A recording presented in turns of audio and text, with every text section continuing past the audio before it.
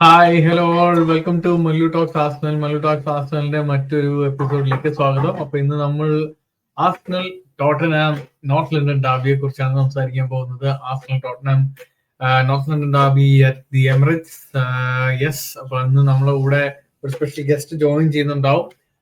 അതിന് മുന്നോടിയായിട്ട് നമുക്ക് നമ്മുടെ സ്ഥിരം പാനൽ നമുക്ക് ദീപക് ബ്രോനെ നമുക്ക് ആഡ് ചെയ്യാം സ്ട്രീമിലേക്ക്. Hello Deepak bro, welcome to the stream. Join ചെയ്യുന്നുണ്ടല്ലേ? യെസ്. അപ്പോ ആ സ്പെഷ്യൽ ഗസ്റ്റ് മറ്റാരുമല്ല, മല്ലു ഫുട്ബോൾ യൂണിവേഴ്സ് ആണ്. സലീഷ് ബ്രോ ആണ് നമ്മളോട് ഒന്ന് ജോയിൻ ചെയ്യുന്നത്. അപ്പം കുറച്ച് കഴിഞ്ഞ് എന്തായാലും നമ്മളോടൊപ്പം ജോയിൻ ചെയ്യും ബ്രോ. അപ്പോ എന്തൊക്കെയാണ് നമ്മുടെ പ്രതീക്ഷകൾ? ഇപ്പോഴത്തെ ഒരു അവസ്ഥ വെച്ചിട്ട് കുറച്ച് പ്രശ്നത്തിലാണ് നമ്മുടെ കാര്യങ്ങളൊക്കെ. അപ്പോ എന്താണ് ട്രാൻസ്ഫർ വിൻഡോയിലെ തരംഗം സുബിമെന്റി? എനിക്ക് കണ്ടു. അത് സത്യം പറഞ്ഞു കഴിഞ്ഞാൽ ഇപ്പോഴത്തെ സിറ്റുവേഷൻ വേറെ രീതിയിലായിരുന്നു എങ്കിൽ അതൊരു നല്ല സൈനിങ്, നല്ല ബൂസ്റ്റ് ആയിരുന്നു ആർസണലിൽ. ലൈക്ക് നമുക്ക് ഇത്രയും ഈ പറയുന്ന ലോസസും സിറ്റുവേഷൻ അങ്ങനെ ആയതുകൊണ്ട് ഇപ്പൊ വരേണ്ട ന്യൂസ് ആയിരുന്നോ എന്നൊരു ചോദ്യത്തിന് ഉത്തരവില്ല അവിടെ. ടു ബി ഫെയർ, അത് സത്യം പറഞ്ഞ ഇപ്പൊ വരേണ്ട ന്യൂസ് അല്ല. റിലീസ് ക്ലോസ് ആണ് നമ്മൾ ഇത് ചെയ്യാൻ പോണേന്നൊക്കെ കേൾക്കുന്നുണ്ട്. സോ പേഴ്സണൽ ടേംസ് അഗ്രി ചെയ്തു എന്നുണ്ടെങ്കിൽ ആ ന്യൂസ് ഇപ്പൊ സത്യം പറഞ്ഞാൽ ഭയങ്കരമായിട്ട് സ്പ്രെഡ് ചെയ്യേണ്ട ആവശ്യം സത്യം പറഞ്ഞാൽ ഉണ്ടോ എന്ന് ചോദിച്ചു കഴിഞ്ഞാൽ ഇത് കണ്ണിപ്പൊടി ഇടാനാണോ എന്ന് ചോദിക്കാം, സിമ്പിൾ ആയിട്ട്. അതേ സമയത്ത് നമ്മളിപ്പം ഒരു നല്ല സിറ്റുവേഷനിലായിരുന്നു എങ്കിൽ ഒരു കിടിലം ന്യൂസ് ആയിട്ട് മാറിയേനത്. അങ്ങോട്ടും പോകാൻ പറ്റില്ല ഇങ്ങോട്ടും പോകാൻ പറ്റില്ല എന്നൊരു സിറ്റുവേഷൻ. പിന്നെ പലതരം റൂമേഴ്സ് കുറെ കേൾക്കുന്നുണ്ട്. ഏത് വിശ്വസിക്കണം ഏത് വിശ്വസിക്കണ്ട എന്നറിയില്ല. വ്ലാവോവിച്ചിനെ ലോണി നോക്കുന്നുണ്ടെന്നൊക്കെ കേൾക്കുന്നു. അറിയില്ല. അതെ. ഇന്നൊരു പെട്ടെന്നൊരു ബ്രേക്കിംഗ് ആയിരുന്നു. എനിക്ക് തോന്നുന്നത് സമി മൊക്ബൽ എന്ന് പറഞ്ഞൊരു ജേർണലിസ്റ്റ് ആണ് അത് ബ്രേക്ക് ചെയ്തത്, ഇങ്ങനെ ഒരു ട്രാൻസ്ഫർ ന്യൂസിന്റെ കാര്യം. അപ്പോ റിലീസ് ക്ലോസ് കൊടുത്തിട്ടാണ് നമ്മളെ സുബിമെന്റിനെ വാങ്ങിക്കാനുള്ളൊരു പ്ലാൻ. അപ്പൊ അതിനകത്ത് എനിക്ക് തോന്നുന്നു ഫുൾ ഒരു സ്ട്രക്ചറോ അങ്ങനെയൊന്നും കാണില്ല, അൺലെസ് സൊസിഡാഡ് അതിനു വേണ്ടി ഓക്കെ ആവുന്നവരെ. ഇൻ കേസ് അവർ ഓക്കെ ആണെന്നുണ്ടെങ്കിൽ മേ ബി സ്ട്രക്ചറിന്റെ ആവശ്യം വരില്ല. സോറി, അവർ ഒരു സ്പ്ലിറ്റ് ചെയ്തായിരിക്കും ചിലപ്പോൾ നമ്മൾ. പക്ഷെ പൊതുവെ റിലീസ് ക്ലോസസ് അങ്ങനെ ചെയ്യുന്നത് ഞാൻ കണ്ടിട്ടില്ല. കാരണം ആവശ്യം നമ്മുടെ ആണ്. അപ്പം നമ്മുടെ ആ ഒരു പ്രൈസിന് ആ ഒരു പ്ലെയറിന്റെ ഏജും പ്രൊഫൈലും എല്ലാം വെച്ച് നോക്കുമ്പോൾ നല്ലൊരു സൈനിങ് ആണ്, അത് നമുക്ക് എല്ലാവർക്കും അറിയാം. പക്ഷെ അത് സാഹചര്യത്തിൽ അതാണോ അത്യാവശ്യം എന്നാണ് എന്റെ ചോദ്യം. എന്ന് പറഞ്ഞു കഴിഞ്ഞാൽ എനിവേസ് സുബിമെന്റി ഈ സീസണിൽ നമുക്ക് സ്റ്റാർട്ട് ചെയ്യാനും പോണില്ല, കളിക്കാനും പോണില്ല. സോ ഇപ്പോഴത്തെ ആവശ്യം അഡ്രസ്സ് ചെയ്ത് കഴിഞ്ഞിട്ട് പോരായിരുന്നു അത് എന്ന സിറ്റുവേഷനാണ് ഞാനിപ്പം ചിന്തിക്കുന്നത്. എന്ന് പറഞ്ഞാൽ ഇപ്പൊ ഒരു സ്ട്രൈക്കറിനെ അഡ്രസ് ചെയ്യുന്ന സിറ്റുവേഷൻ അത്യാവശ്യമാണ്. മേ ബി ഒരു വൈഡ് വിങ്ങർ അത്യാവശ്യമായിരുന്നു. അത് വരാണ്ട് ഇതൊരു ഡിസ്കഷൻ. സോ അതാണ് മെയിൻ ഒരു സത്യം പറഞ്ഞു കഴിഞ്ഞാൽ ഇവിടുത്തെ topic. So transfer window basically ഇത്രേ ഉള്ളൂ കറന്റ് സിറ്റുവേഷനിൽ. നമ്മുടെ ഇപ്പൊ എന്തായാലും ഒരു അതായത് കറക്റ്റ് ടൈമിലാണ് ബ്രേക്ക് ചെയ്തത് എന്നുള്ളതാണ് അതിനകത്തെ ഒരു സംഭവം. കാരണം നോർത്ത് ലണ്ടൻ ഡാബിക്ക് മുന്നോടിയായിട്ട് ജസ്റ്റ് ഒരു പോസിറ്റീവ് ന്യൂസ് കൊടുത്ത് ഫാൻസ് ഒക്കെ ഒന്ന് അറ്റ്ലീസ്റ്റ് ഒരു ഇച്ചിരി മൊമെന്റം ഗെയിൻ ആവട്ടെ എന്ന് വിചാരിച്ച് ചെയ്തതാണ്. പിന്നെ യെസ്, അപ്പൊ എനിക്ക് തോന്നുന്നു നമ്മുടെ സലീഷ് ബ്രോയും വന്നിട്ടുണ്ട്. സലീഷ് ബ്രോവിനെയും ആഡ് ചെയ്താലോ? അതെ, നോർത്ത് ലണ്ടൻ വിശേഷങ്ങൾ നമുക്ക് സലീഷ് ബ്രോയുടെ കൂടെ തന്നെ നമുക്ക് സംസാരിക്കാം. അതെ, welcome to the stream Saleesh bro. Hello, എന്തൊക്കെയാണ് വിശേഷങ്ങൾ? എന്തൊക്കെയാണ് കാണുന്നില്ലേ വിശേഷങ്ങളൊക്കെ? ഞങ്ങളുടെ വിശേഷങ്ങൾ തീരെ മോശമാണ്. നിങ്ങളുടെ വിശേഷങ്ങളൊക്കെ പറയും. മല്ലു നാളെ അറിയാലോ, നാളെ നോർത്ത് ലണ്ടൻ ഡാബിയാണ് അറ്റ് ദി എമിറേറ്റ്സ്. പറയും, എന്താണ് അതിനെ കുറിച്ച് പറയാനുള്ളത്? എന്താ പറയുക, വലിയ എക്സ്പെക്ടേഷൻ ഒന്നും ഇല്ല.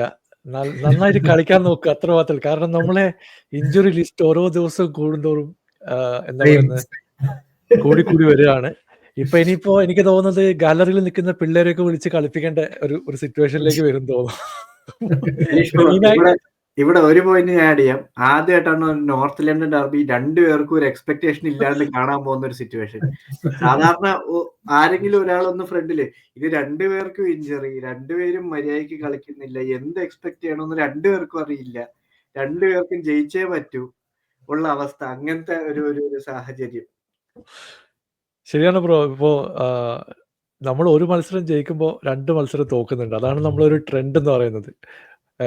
അപ്പോ വലിയ ആവേശത്തോടെ പോയ മത്സരമൊക്കെ നമ്മൾ ചെറിയ ടീമിനോടൊക്കെ നല്ല രീതിയിൽ തോറ്റിട്ടുണ്ട്. പക്ഷേ ഇപ്പോ എനിക്ക് കുറച്ചുകൂടി പോസിറ്റീവായിട്ട് തോന്നുന്ന ഈ പുതുതായിട്ട് വന്ന പിള്ളേരൊക്കെ ബെറ്റർ ആയിട്ട് കളിക്കുന്നുണ്ട്. അതൊരു നല്ല കാര്യമാണ്. പക്ഷെ നമ്മളെ മെയിൻ പ്ലേയേഴ്സ് ഒക്കെ പുറത്തിരിക്കുകയാണ്. പുതിയ ഗോൾ കീപ്പർ വന്നു. ഇങ്ങനെ ചെറിയ ചെറിയ പോസിറ്റീവ്സ് ഒക്കെ ഉണ്ട്. പക്ഷേ ഒന്നും പറയാൻ പറ്റില്ല. ഇപ്പൊ നാളെ ഏത് വേർഷനാണ് ഇറങ്ങാൻ പോകുന്നതെന്ന് കളി തുടങ്ങുമ്പോൾ മാത്രമേ പറയാൻ പറ്റൂ. സ്പേഴ്സിന്റെ ഒരു ഫോം നമുക്കറിയാം. ഈ ഒരു സീസൺ ആണെങ്കിലും പൊതുവെ ആൻസ് പോസ്റ്റക്കോഗ്ലുവിന്റെ കീഴിൽ ഒരു ഇൻകൺസിസ്റ്റൻസി മൊത്തത്തിൽ നമുക്ക് കാണാൻ പറ്റും. അത് നമുക്ക് ഇപ്പം പ്ലേയേഴ്സിന് ചില മാച്ചസിൽ ചിലപ്പോൾ പ്ലേയേഴ്സിനെ നമുക്ക് ബ്ലെയിം ചെയ്യാം. ചിലതിൽ നമുക്ക് അറിയാം പോസ്റ്റക്കോഗ്ലു കുറച്ചുകൂടെ ഈ പറഞ്ഞൊരു എന്താ റിജിഡ് ഫോർമേഷൻ കളിപ്പിക്കാത്തതിന്റെ ഒരു ഇഷ്യൂ ഉണ്ട്. കുറച്ചുകൂടെ ഒന്ന് ലോ ബ്ലോക്ക് കളിക്കേണ്ട, കാരണം നിങ്ങൾക്ക് ആ ഒരു ഫുൾ ത്രോട്ടിൽ കളിക്കാനുള്ള പ്ലേയേഴ്സ് നിങ്ങളുടെ ഫുൾ സ്ക്വാഡിൽ ഇല്ല എന്നുള്ളത് ക്ലിയർ ആണ്. ബട്ട് സ്റ്റിൽ പുള്ളിയുടേതായ സ്റ്റൈൽ തന്നെ കണ്ടിന്യൂസ് ആയിട്ട് കളിപ്പിച്ച് അതിൻ്റെതായ ഇൻകൺസിസ്റ്റന്റ് റിസൾട്ട്സ് വരുന്നുണ്ട്. നാളെ എമിറേറ്റ്സിലേക്ക് വരുമ്പം ഒരു വ്യത്യസ്തമായ ഒരു പെർഫോമൻസ്, അതായത് ഒരു ഇച്ചിരി ലോ ബ്ലോക്ക് ഇട്ട് നിന്നാ മതി. കാരണം ഇപ്പൊ ഒരു ടെംപ്ലേറ്റ് ബാക്കി ടീംസ് സെറ്റ് ചെയ്ത് വെച്ചിട്ടുണ്ട്. ആർസണലിനെതിരെ എങ്ങനെ കളിക്കണം എന്നുള്ളത് മിക്ക ടീംസിനും മനസ്സിലായത്. കുറച്ച് ലോ ബ്ലോക്ക് ഇട്ട് അത്യാവശ്യം ഡിഫൻസീവിൽ മിസ്റ്റേക്ക് ഒന്നും വരുത്താതിരുന്ന ഏതെങ്കിലും ഒരു കൗണ്ടർ ചാൻസിൽ സ്കോർ ചെയ്യാൻ പറ്റും, പിന്നെ ഡിഫെൻഡ് ചെയ്താൽ മതി എന്നുള്ളൊരു സിറ്റുവേഷൻ ആണ്. അങ്ങനത്തെ ഒരു മെന്റാലിറ്റിയിലായിരിക്കും നാളെ ആൻജെ പോസ്റ്റക്കോഗ്ലുവിന്റെ സ്പേഴ്സ് ഇറങ്ങാൻ പോകുന്നത്.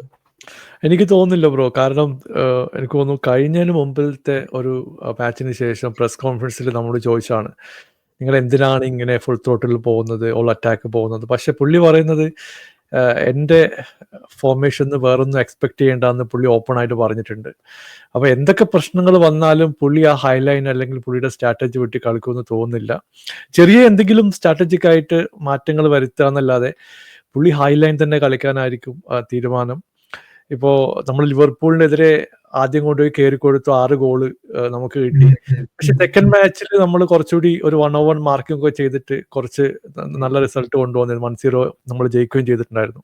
അപ്പൊ അതുപോലെ പുള്ളി ചെയ്യാൻ നോക്കുന്നത് വെച്ചിട്ട് എക്സിസ്റ്റിംഗ് ഫോർമേഷനിൽ ഇപ്പോൾ മാർക്ക് ചെയ്യേണ്ട പ്ലേയേഴ്സിനെ മാർക്ക് ചെയ്യാൻ നോക്കും.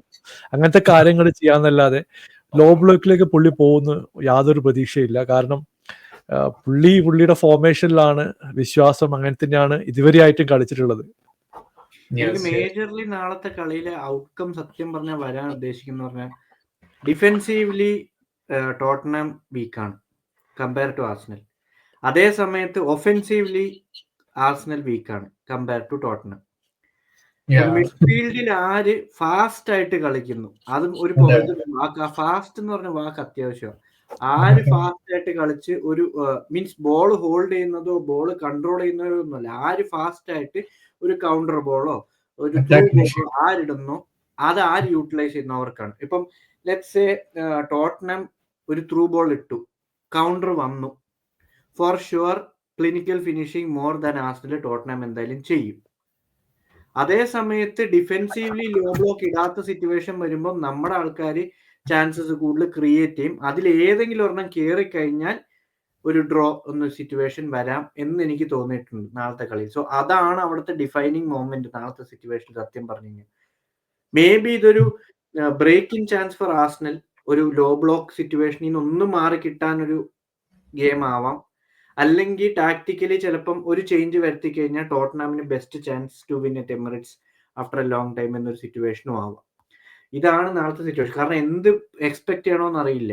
അതാണ് മെയിൻ സിറ്റുവേഷൻ ഇവിടെ. അപ്പൊ ആർസണലിന്റെ ഒരു ഇപ്പോഴത്തെ റൺ ഓഫ് ഫോം നോക്കുവാണെങ്കിൽ പുവർ ഫോം ആണ്. നമുക്കറിയാം കപ്പ് ഗെയിംസ് ആണെങ്കിലും പ്രീമിയർ ലീഗിലാണെങ്കിലും ഈ വർഷം അതായത് ഇപ്പം സ്റ്റാർട്ട് ചെയ്തപ്പം എനിക്ക് രണ്ട് പ്രീമിയർ ലീഗ് മാച്ചസ് ആയിരുന്നു. ഒന്ന് ഒരു victory against Brentford and draw against Brighton ആയിരുന്നു. അപ്പൊ രണ്ടും അവേ ഗെയിമാണ്. അപ്പൊ എനിക്കൊന്ന് ഫസ്റ്റ് ഹോം ഗെയിം ആണ് ഈ വർഷത്തെ എന്ന് എനിക്ക് തോന്നുന്നു നമ്മുടെ ഈ അല്ലെ. ഈ വർഷം ഫസ്റ്റ് ഇപ്പൊ ലീഗിലെ ഫസ്റ്റ് ഹോം ഗെയിം ആണ് ഈ ഇയറിലെ സ്പേഴ്സ് ആയിട്ടുള്ളത്. സോ അപ്പൊ ഇത് ആ ഒരു പെർഫോമൻസ് തിരികെ ആർസണലിനോ അല്ലെങ്കിൽ പ്ലേയേഴ്സിന് കൊണ്ടുവരാൻ പറ്റുമെന്നായിരിക്കും ആർസണൽ ഫാൻസ് എന്നുള്ള രീതിയിൽ ഇതിൽ നമ്മൾ കൂടുതൽ നോക്കി കാണുന്നത്. ഓഫ് കോഴ്സ് ഈ മാച്ചിന്റെ ഒരു ഏറ്റവും വലിയ പ്രത്യേകത എന്ന് പറയുന്നത് നമുക്ക് എല്ലാവർക്കും അറിയാം, form goes out of the window. നമ്മള് ഏത് ടീമാണെങ്കിലും സ്പേഴ്സ് ആണെങ്കിലും ആർസണൽ ആണെങ്കിലും ഒരു ഡാബി കളിക്കുന്ന സമയത്ത് അതുവരെയുള്ള ഫോം ആയിരിക്കില്ല. സോ ഐ എക്സ്പെക്ട് ഈ പറയുന്ന ഹാവർട്സ് അല്ലെങ്കിൽ മാർട്ടിനെല്ലി ഇവരൊക്കെ കുറച്ചുകൂടെ ഒന്ന്, ഇപ്പൊ മാർട്ടിനെല്ലിക്കൊക്കെ ചിലപ്പോൾ സ്പേസ് കിട്ടാൻ ചാൻസസ് കൂടുതലാണ് ഇങ്ങനത്തെ മാച്ചസിൽ. അപ്പം ആ സ്പേസ് കുറച്ചുകൂടെ യൂട്ടിലൈസ് ചെയ്ത് അവിടെ ഒരു അറ്റാക്ക് ക്രിയേറ്റ് ചെയ്യാൻ പറ്റുന്ന രീതിയിലാവണം അവർ നാളെ കളിക്കേണ്ടത്. ബട്ട് വീണോ ഇപ്പൊ ഈയിടെയായിട്ട് നമുക്ക് കോൺഫിഡൻസ് മൊത്തത്തിലൊരു ഇഷ്യൂ ആയിട്ട് നിൽക്കുന്ന ഒരു കേസ് നമ്മൾ കാണുന്നുണ്ട്. അപ്പം സ്പേഴ്സിലേക്ക് വരുവാണെങ്കിൽ ഇപ്പൊ അവരൊരു ലിവർപൂളായിട്ട് ജയിച്ച് നല്ലൊരു മൊമെന്റത്തിലേക്കാണ്, കാരബാവോ കപ്പിൽ ജയിച്ചു. അപ്പൊ ഇനിയിപ്പോ ഈ ലീഗിൽ, അതായത് പ്രീമിയർ ലീഗ് മാച്ചസ് നോക്കുവാണെങ്കിൽ എന്താണ് ബ്രോ പ്രതീക്ഷിക്കുന്നത്? ഇനി ഒരു കൺസിസ്റ്റൻസി കീപ്പ് ചെയ്യാനായിരിക്കുമോ, അതോ എന്താണ് ഇനി എക്സ്പെക്ട് ചെയ്യുന്നത് സ്പേഴ്സിന്റെ ഭാഗത്തുനിന്ന്? ബ്രോ, എൻ്റെ ഒരു റിയലിസ്റ്റിക് ആയിട്ടുള്ള ഒരു എക്സ്പെക്ടേഷൻ എന്ന് പറയുന്നത് ഒരു ടോപ്പ് 6 ഫിനിഷ് ചെയ്യാന്നുള്ളത്. അതാണ് മിനിമം ഞാൻ പറയുന്നത്. ടോപ്പ് 4 പോലും ഞാൻ പ്രതീക്ഷിച്ചില്ല. അതിന്റെ റീസൺ എന്ന് പറയുന്നത് ഇപ്പം ലെറ്റ്സ് സേ ഒരു ജനുവരിയോ ഫെബ്രുവരിയോ ഒക്കെ ആകുമ്പോഴത്തേക്ക് ചിലപ്പോൾ പകുതി പ്ലേയേഴ്സ് ചിലപ്പോൾ തിരിച്ച് വന്നേക്കാം. അപ്പം അവർ വന്ന് ഇനി ക്രൂഷ്യലായിട്ട് കുറേ മത്സരങ്ങളുണ്ട്, അതിലെല്ലാം ജയിക്കാൻ പറ്റുമെന്ന് ഞാൻ പറയുന്നില്ല. പക്ഷെ ഡൊമസ്റ്റിക് കപ്പിൽ കോൺസെൻട്രേറ്റ് ചെയ്തിട്ട് ഇപ്പോൾ കഴിഞ്ഞ മത്സരത്തിൽ ടാമർത്തിനെതിരെ നമ്മൾ സ്ട്രഗിൾ ചെയ്തു. 90 പ്ലേസിലുള്ള ടീമിനെതിരെയാണ് നമുക്ക് 90 മിനിറ്റ്സിൽ ഒരു ഗോൾ എടുക്കാൻ പറ്റിയില്ല. പിന്നെ എക്സ്ട്രാ ടൈമിൽ നമ്മൾ അടിച്ചു. പക്ഷെ പ്രശ്നം എന്ന് പറയുന്നത് ഈ ഒരു എക്സിസ്റ്റിംഗ് ടീമിൽ നിന്ന് ഒരു 3 പ്ലേയേഴ്സിനെ മാറ്റുമ്പോഴത്തേക്കും നമ്മളൊരു ചാമ്പ്യൻഷിപ്പ് ടീമിന്റെ ക്വാളിറ്റി പോലും പലപ്പോഴും കിട്ടുന്നില്ല. അത് റിയലിസ്റ്റിക് ആയിട്ടുള്ള കാര്യമാണ്. അപ്പോൾ ഇത് ഡാനിയൽ ലീവിക്ക് അറിയാം. ഇപ്പൊ നമ്മളുടെ ഒരു സ്പോർട്സ് ജേർണലിസ്റ്റ് ഒക്കെ പറഞ്ഞിട്ടുള്ളത് എന്തായാലും പുള്ളിക്ക് ഒരു സീസൺ കൂടി കൊടുക്കുന്നുണ്ട്. എന്തൊക്കെ പ്രശ്നങ്ങൾ വന്നാലും എനിക്ക് തോന്നുന്നു അടുത്ത സീസൺ കൂടി ആഞ്ചിന് കൊടുക്കാൻ സാധ്യതയുണ്ട്. അപ്പൊ റിയലിസ്റ്റിക് ആയിട്ട് നോക്കുകയാണെങ്കിൽ ഒരു യൂറോപ്പ ലീഗിൽ ഫിനിഷ് ചെയ്യാൻ പറ്റുവാണെങ്കിൽ വളരെ പോസിറ്റീവ് ആയിരിക്കും. പിന്നെ ഒരു ഡൊമസ്റ്റിക് കപ്പിൽ കോൺസെൻട്രേറ്റ് ചെയ്യുക. ഇപ്പോൾ ആൻഫീൽഡിൽ സെക്കൻഡ് ലെഗ് വരാൻ പോകുന്നുണ്ട്, കരബാവ് കപ്പിൽ ടഫായിരിക്കും. പക്ഷേ മാക്സിമം എഫേർട്ട് ഇടും. അവിടെയാണ് നമ്മൾ ഈ സ്റ്റാർട്ടിംഗ് 11 കൊണ്ടുപോയിട്ട് പ്ലേ ചെയ്യേണ്ടത്. കാരണം അതൊരു ഓപ്പർച്യൂണിറ്റിയാണ്. സെമിയിൽ ജയിച്ചു കഴിഞ്ഞാൽ ഒരു ഫൈനൽ 2 കളി കൂടിയേ ഉള്ളൂ ശരിക്കും പറഞ്ഞിട്ടുണ്ടെങ്കിൽ. അടുത്ത സെമി ഫൈനൽ സെക്കൻഡ് ലെഗിൽ ഒരു റിസൾട്ട് കൊണ്ടുവരാൻ പറ്റിയിട്ടുണ്ടെങ്കിൽ ഒരു ഡ്രോയോ അല്ലെങ്കിൽ എങ്ങനെയെങ്കിലും പിടിച്ചു നിന്ന് കഴിഞ്ഞാൽ ഉറപ്പായിട്ടും നമുക്ക് ഫൈനലിലേക്ക് എത്താൻ പറ്റും. ആ ഒരു കപ്പ് ഫൈനലാണ്. പിന്നെ യൂറോപ്യൻ ലീഗിൽ എത്രത്തോളം പോകാൻ പറ്റുമോ പോവുക. ഒരു ലീഗിൽ എനിക്ക് തോന്നുന്നു ടോപ്പ് 4 എത്താൻ പറ്റും എന്നുള്ള കാര്യം വളരെ കുറവാണ്. കാരണം ഒരുപാട് ടീമുകൾ ഇപ്രാവശ്യം ആ ടോപ്പ് 4 സ്പോട്ടിന് വേണ്ടി ഫൈറ്റ് ചെയ്യുന്നുണ്ട്. നമ്മൾ വളരെ വളരെ ദൂരത്താണ്. ഇപ്പോൾ മാക്സിമം ടോപ്പ് 6 എത്താൻ വേണ്ടി നോക്കുക, ട്രൈ ചെയ്യുക എന്നുള്ളതാണ് ഇപ്പം ചെയ്യേണ്ടത്. പിന്നെ നമുക്ക് ഇൻവെസ്റ്റ്മെന്റ് വേണം. ഇപ്പോൾ നിങ്ങൾ ആർസണലിന്റെ കാര്യം പറഞ്ഞ പോലെ തന്നെ നമുക്ക് ടിമോ വെർണറൊന്നും വെച്ചിട്ട് ഒരു കാരണവശാലും നമുക്ക് കളിക്കാൻ പറ്റില്ല. ഗോൾ കീപ്പർക്ക് ഇപ്പോഴാണ് ബാക്കപ്പ് വന്നത്. നമ്മൾ ഫ്രേസർ ഫോസ്റ്റർ വെച്ചിട്ട് 2-3 മത്സരം കളിച്ചപ്പോൾ നമുക്ക് മനസ്സിലായി ആ പരിപാടി നടക്കൂല. പുള്ളി ഓൾമോസ്റ്റ് വാഷ്ഡ് ഔട്ട് ആണെന്ന് മനസ്സിലായി.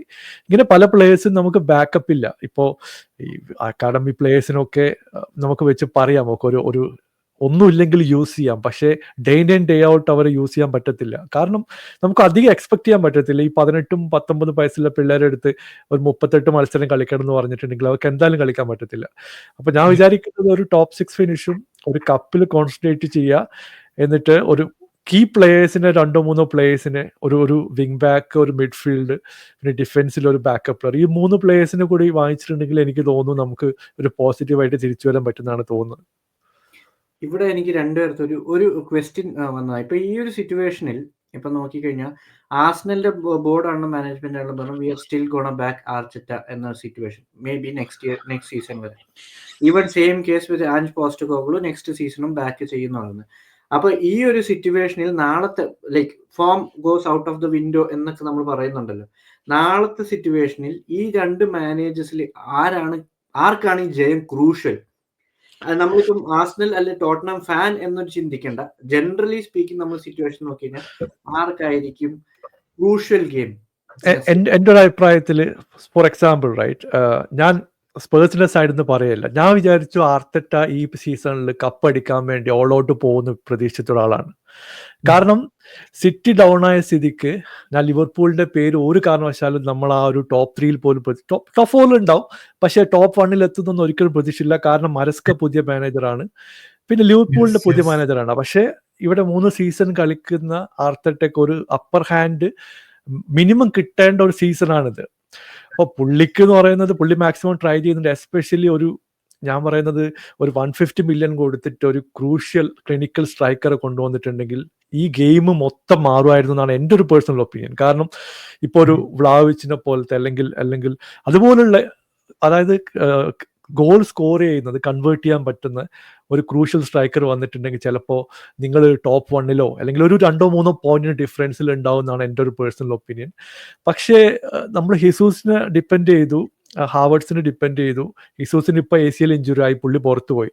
പക്ഷെ പ്രശ്നം എന്ന് പറയുന്നത് ഈ പ്ലേയേഴ്സിനെ വാങ്ങി പുള്ളി കൂടി കൺസൾട്ട് ചെയ്തിട്ടായിരിക്കും വാങ്ങിച്ചിട്ടുണ്ടാവുക. ഇപ്പോൾ ആർട്ടറ്റയോട് ചോദിച്ചിട്ടുണ്ടാവും ഈ 40 മില്യൺ അല്ലെങ്കിൽ 60 മില്യൺ ഇൻവെസ്റ്റ് ചെയ്യുന്നത് നിങ്ങൾ ഓക്കെ ആണോ, എഡും വിനയും ഒക്കെ ചോദിച്ചിട്ടുണ്ടാവും.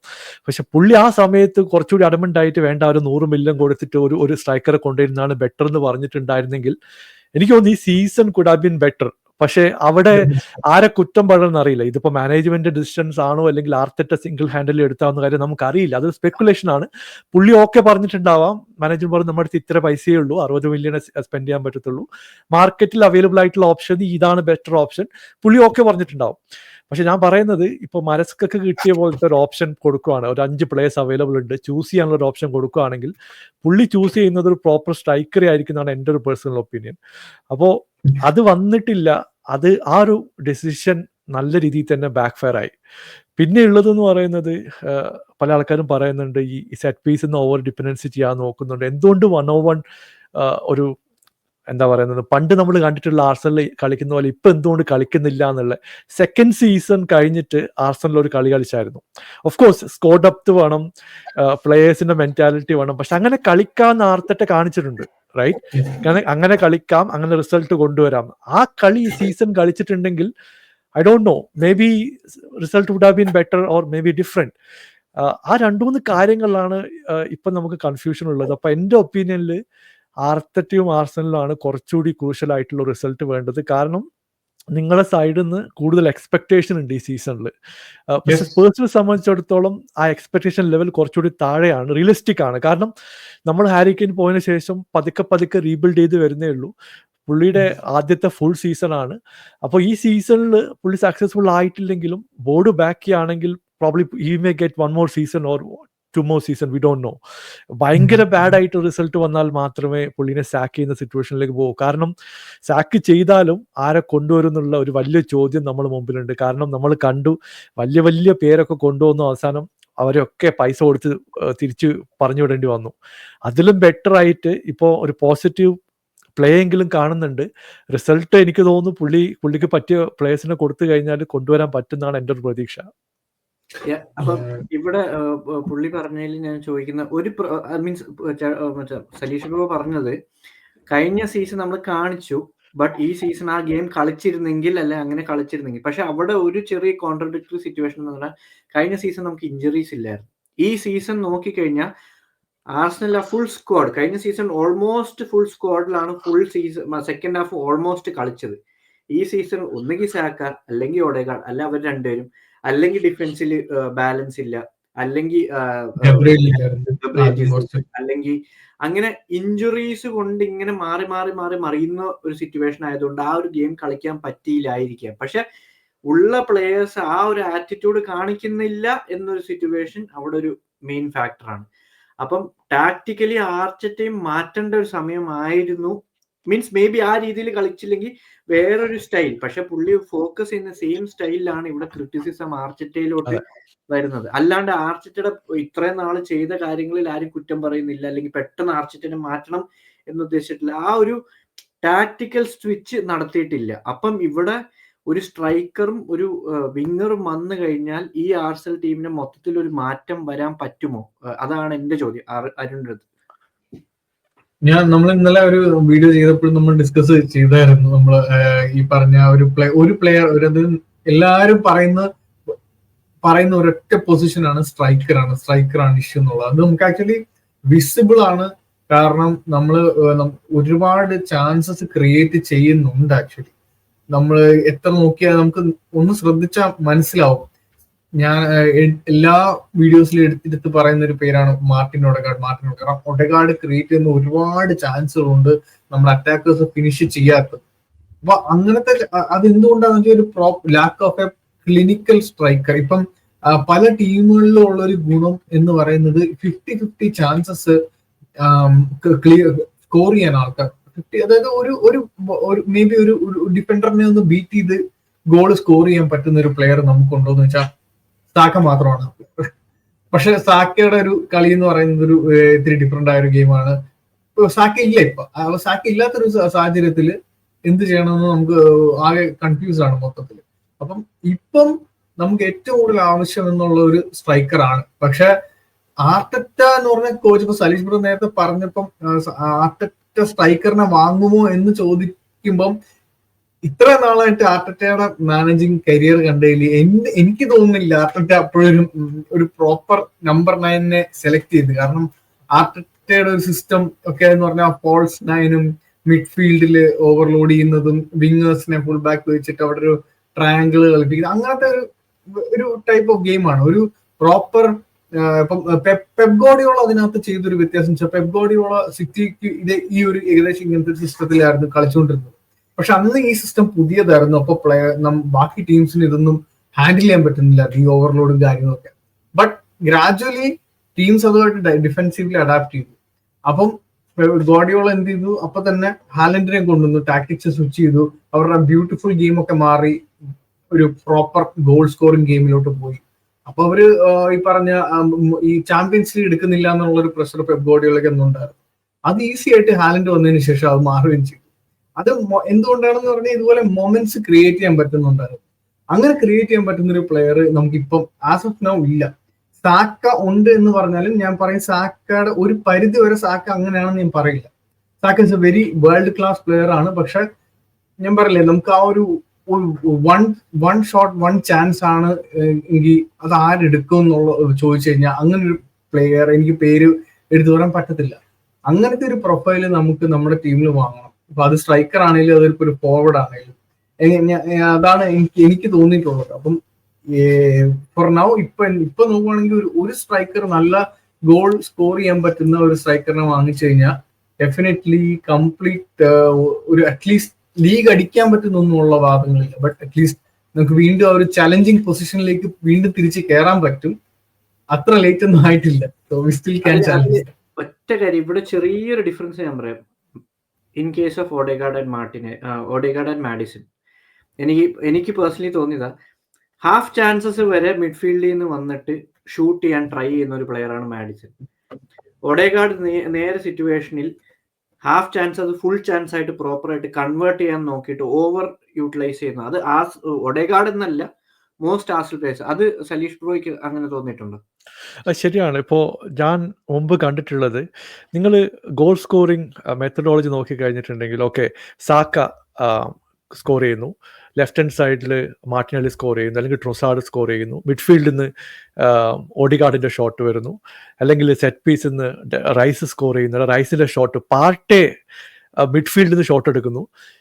ഈ ഹാഫ് ചാൻസസ് കൺവേർട്ട് ചെയ്യുന്നത് നമ്മൾ ഒരു ഔട്ട്ലെറ്റിന്റെ ഇപ്പോൾ സാക്കേനെ മാർക്ക് ചെയ്യാണ് 1-on-1 മാർക്ക് ചെയ്തു, പുള്ളിക്ക് ഒരു ചാൻസും കിട്ടുന്നില്ല അകത്തേക്ക് കയറി വരാൻ വേണ്ടി. പക്ഷേ we don't worry, left hand സൈഡിൽ നിന്ന് ട്രൊസാർഡ് കയറി ഗോൾ സ്കോർ ചെയ്യുന്നുണ്ട്. അപ്പോൾ അത് കവർ ചെയ്യുന്നുണ്ട്. ഇവിടെ പ്രശ്നം എന്ന് പറയുന്നത് നമ്മൾ ഒരു ഔട്ട്ലെറ്റിനെ മാത്രം ഓവർ ഡിപ്പെൻഡൻ്റ് ആവുന്നു. മറ്റേ ആൾക്കാർ മാക്സിമം ബോക്സിനകത്ത് കയറി ടാപ്പിൻ ചെയ്യാൻ വേണ്ടിയാണ് ശ്രമിക്കുന്നത്. ആ ടാപ്പിൻ ഓപ്പർച്യൂണിറ്റി മിസ് ചെയ്യുന്നു. ഇപ്പോൾ കഴിഞ്ഞ മാച്ച് നോക്കി 26 ചാൻസുകൾ നിങ്ങൾക്ക് ഉണ്ടായിരുന്നു. 26 ചാൻസുകളിൽ 4 ചാൻസുകൾ ഡയറക്റ്റ് ചാൻസ് ആയിരുന്നു.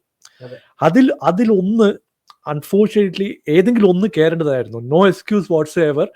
കാരണം ഓപ്പൺ ചാൻസ് എന്ന് പറയുന്നത് നമുക്ക് കിട്ടിയ ചിലപ്പോൾ 1-2 ചാൻസ് ആയിരിക്കും ഒരു മാച്ചിൽ മൊത്തം.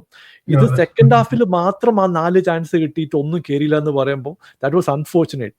അപ്പൊ ഞാൻ പറയുന്നത് ഇവിടെ ഇപ്പോൾ ഒരു ക്ലിനിക്കൽ ആയിട്ടുള്ള ഒരു ഫിനിഷർ ആണെങ്കിൽ ചിലപ്പോൾ ഹി അറ്റംപ്റ്റ് സംതിങ് എൽസ്.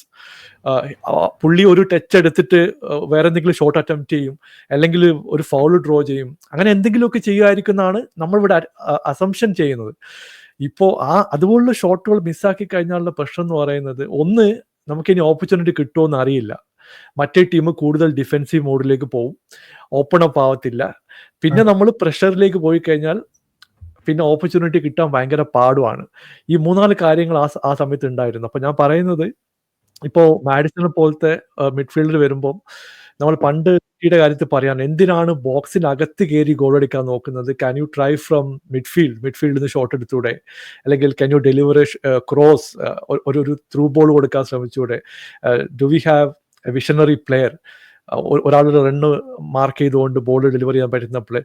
അപ്പം അങ്ങനത്തെ കാര്യങ്ങൾ കുറച്ചുകൂടി ഒരു പ്ലാൻ ബിയിലേക്ക് പോകേണ്ടത് എനിക്ക് തോന്നുന്നു ആർട്ടറ്റയെ സംബന്ധിച്ചിടത്തോളം ക്രൂഷ്യലാണ്.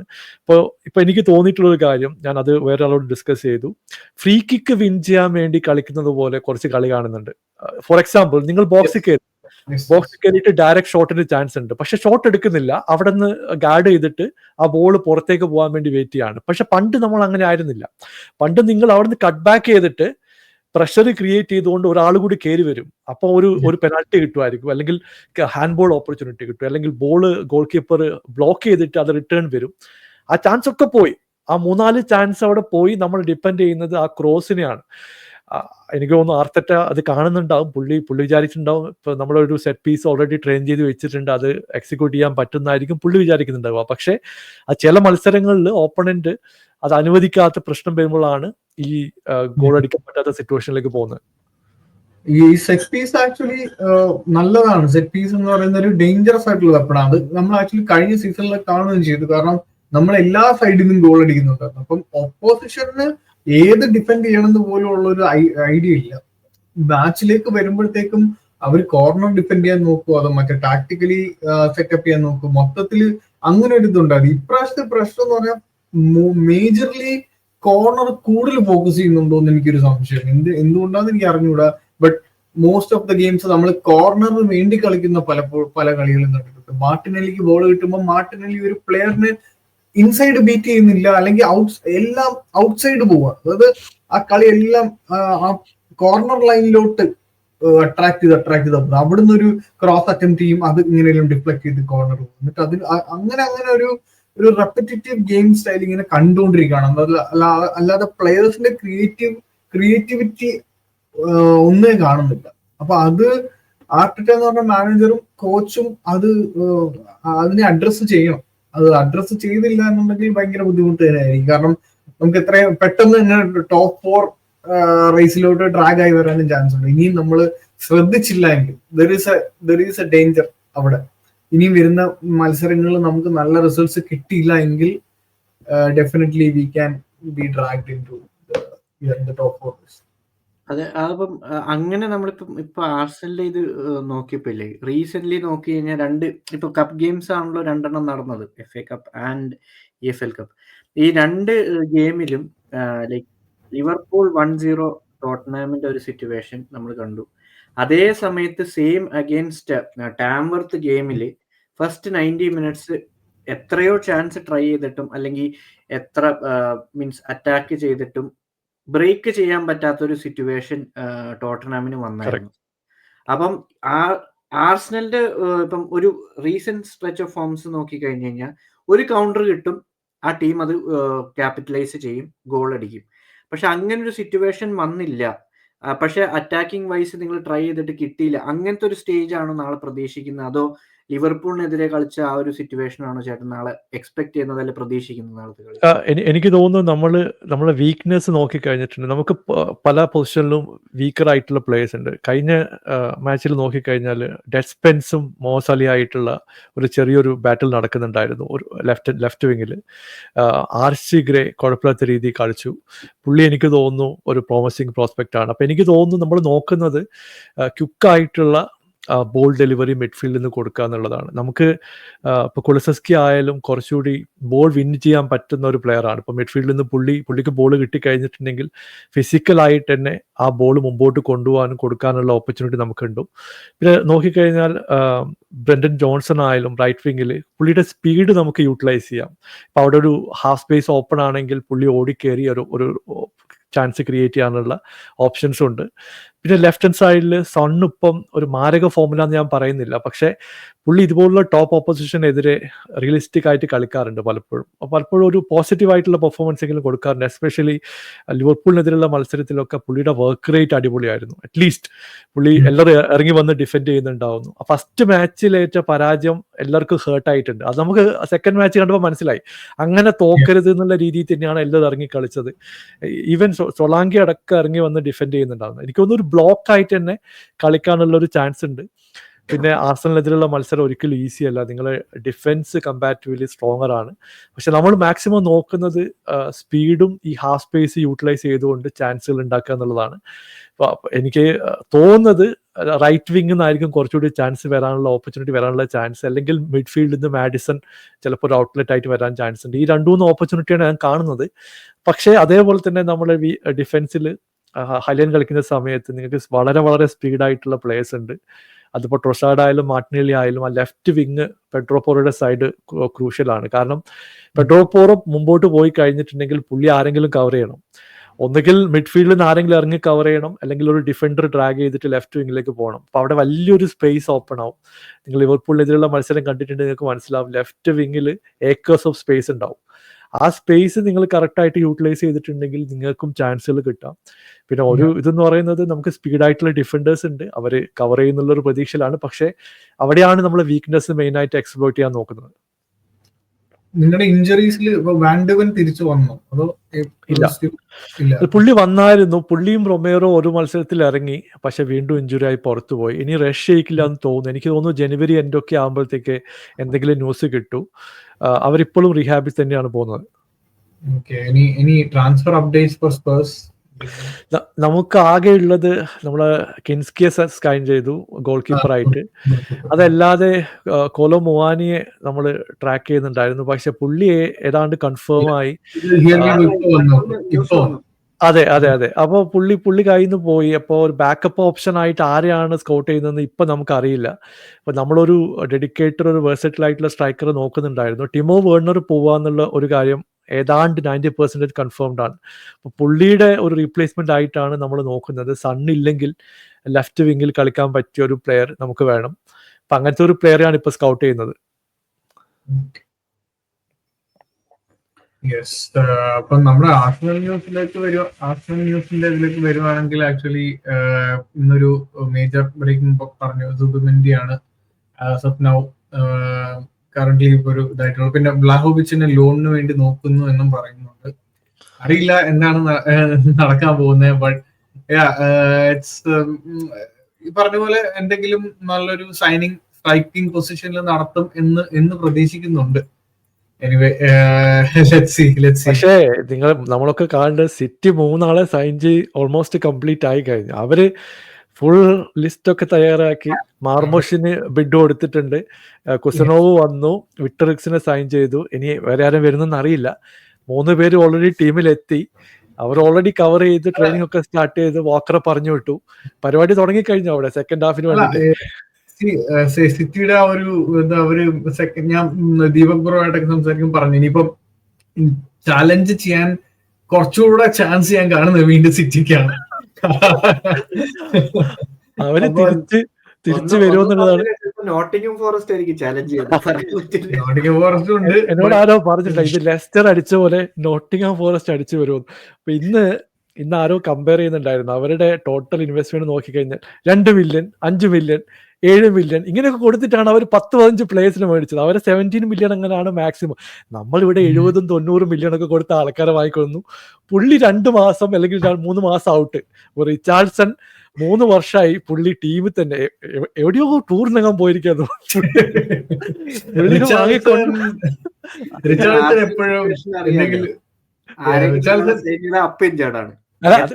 പുള്ളി എനിക്കൊന്ന് ഗ്ലാസ് കൊണ്ടൊക്കെ ഉണ്ടാക്കിയ കാലം എന്നൊക്കെ പറയില്ല. ഒന്ന് വന്നു ഒരു കളി കളിച്ചു, ആ കാലിന്റെ ഈ ഭാഗം പോയി. പിന്നെ 2-3 മാസം out. സോഷ്യൽ മീഡിയയിലാണ് നിത്യാൾസൻ കൂടുതൽ പുള്ളി പുതിയ ടാറ്റോ ഒക്കെ ഉണ്ടാക്കി ഒരു കളിക്കാൻ വരും, അടുത്ത കളിയിൽ പുള്ളി ഔട്ട്, പിന്നെ 5-6 മാസത്തേക്ക് പുള്ളിനെ കാണില്ല.